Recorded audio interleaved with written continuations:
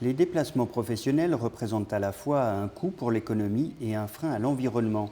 Face à ces constats, la dernière table ronde du Grand Genève s'est interrogée sur la mise en place des plans de mobilité qui servent souvent de diagnostic et de solution. Alors où en est-on dans leur application au sein des entreprises et institutions genevoises? L'avis de Christelle Chara. On est à mi-chemin parce que tout le monde sait ce que c'est un plan de mobilité à Genève, il n'y a pas de problème.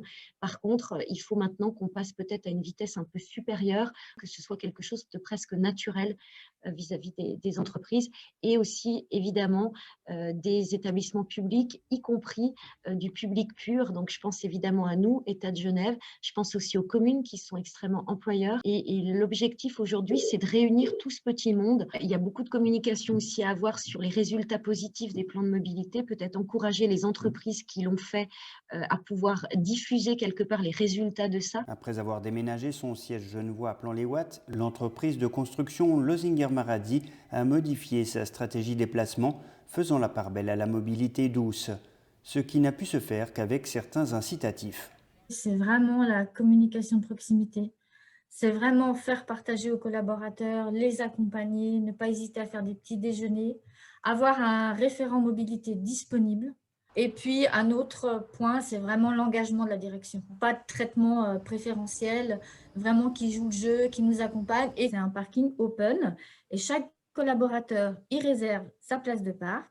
Soit il anticipe, il a une place de parking, soit il n'a pas de place de parking et il trouve une solution alternative. Qu'en est-il côté français?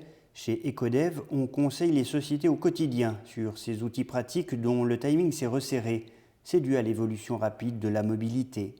Il y a quelques années, on faisait des plans d'action plutôt sur 5 ans. Aujourd'hui, on est plutôt sur 3 ans. Donc 3 ans, ça nous semble être, je dirais, le juste milieu. Pendant une première année, on teste, la deuxième, on évalue, et puis la troisième, on réajuste si besoin les différentes actions. Et si vous avez un plan de communication qui n'est pas animé, si vous avez un référent de mobilité qui n'est pas clairement identifié auprès des collaborateurs et qui n'a pas de temps pour ce projet-là, on n'y arrivera pas, quoi. On ne peut pas se passer de l'expertise du vécu des collaborateurs. À Annemasse, les collaborateurs du pôle métropolitain du Genevois français jouent aussi le jeu pour leur trajet domicile-travail et même au cours de la journée. Une démarche venue progressivement. L'ensemble des collaborateurs se sont engagés à changer leurs pratiques, pas forcément tous les jours, mais rien qu'une fois par semaine venir en covoiturage, c'est 20% de réduction des trajets.